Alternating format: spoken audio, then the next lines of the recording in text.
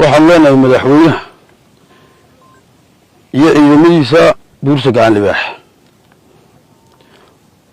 waxaad noo bilowday baanu kula qaadan waxaanaanu taageeraynaa waanu ku nidaysanahay hadalkii suldaan sabayse si degdeg ah haddii aanay uga jawaabin xukuumadda Soomaaliland iyo madaxweynaha qaranku dhacdo aad u fool xun oo qadhaadh baa ka dhici doonta. xukuumaddu doonaha soo haya ulul amrigii aan lahayn ayaa si badheer ah loogu toogtay irboodka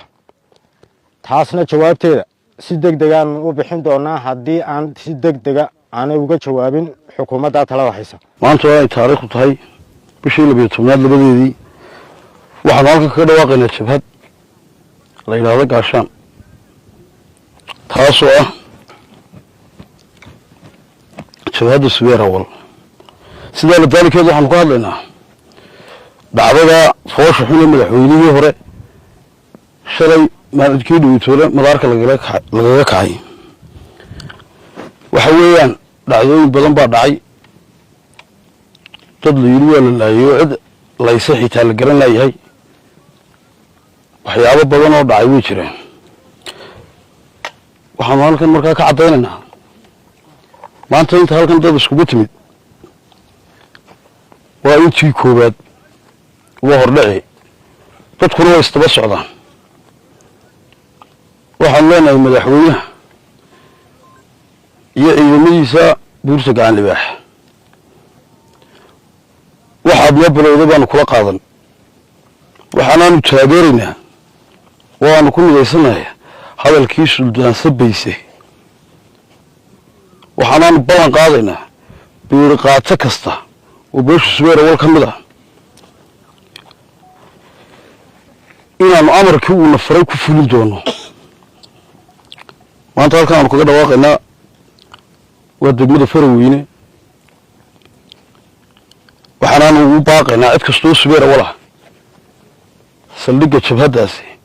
maanta inta isku timid intii koobaad ilaa caawiye ilaa beritoole way socon doonaan cid kasta inay ka soo qayb gasho ayaan ugu baaqaynaa waxaanu ka hadlaynaa dhacdadii shalay tole ee riboortka Hargeysa ka dhacday intaasoo jabhadii waxay halkaas kugu timid ee koskoreysay sababteeda ay iskugu yimaadeen waa arrinkii shalay tole ka dhacay ee riboortka Hargeysa annaga oo ah nin waliba geed kama bixina wuxuu ka soo jeedaa cid iyo reer buu ka soo jeedaa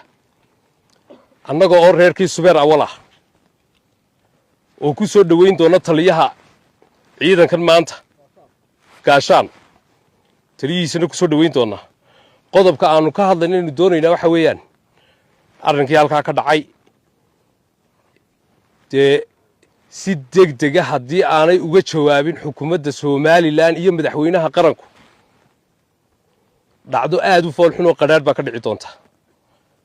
annaga laba inan oo askari hoos shalay toole xabad ridoo amar haysta nama qancinayaan madaxweyne qodobkana qancinayaa ragga amarka bixiyey ayaanu doonaynaa in jawaab degdeg ah madaxweyne ka bixiso kole waxa la yiri xaajaan si daba riyaal la feedin laguma fayoobaado maanta waxa weeyaan taariikhdu waa labadii bishii 12aad 2025 waxyaalo badan oo hore dee way jireen dhacdooyinka xukuumadda maanta jirta wixii ay sameyn jireen way og yihiin taa maanta waxa noo raaca ummaddu waxay leedahay ulul amr macnaa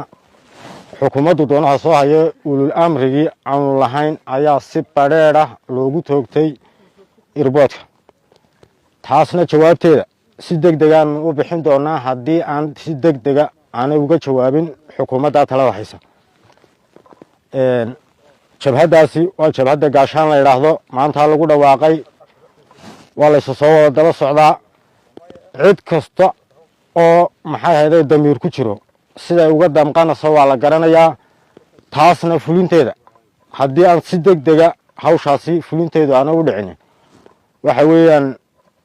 waxaanu ka bixin doonaa talaabada ay ugu tala galeen ciidanka meesha isugu yimid gaashaan oo ka dhiidhiyaya dhacdadii shalay madaxweynihii hore ee qaranka lagu toogtay airportka annaga oo ka xun waxaanu ka bixin doonaa jawaab degdega haddii aan si dhaqso ah wax looga qabanin halka aanu imaka ciidankaas ay ku urursan yihiin waxa weeyaan degmada Faraweyne kabaabigeeda oo nin waliba wuxuu samaystay maanta buurtii gacan libaaxdeedu annaga waxa weeyaan daba taxanta la yidhaah haddii alla ku roon yahay Faraweyne iyo u dhaxaysta Hargeysa halka oo aanu ciidankaasi uu ku soo badan doono imikana hordhiciisii uu isugu yimid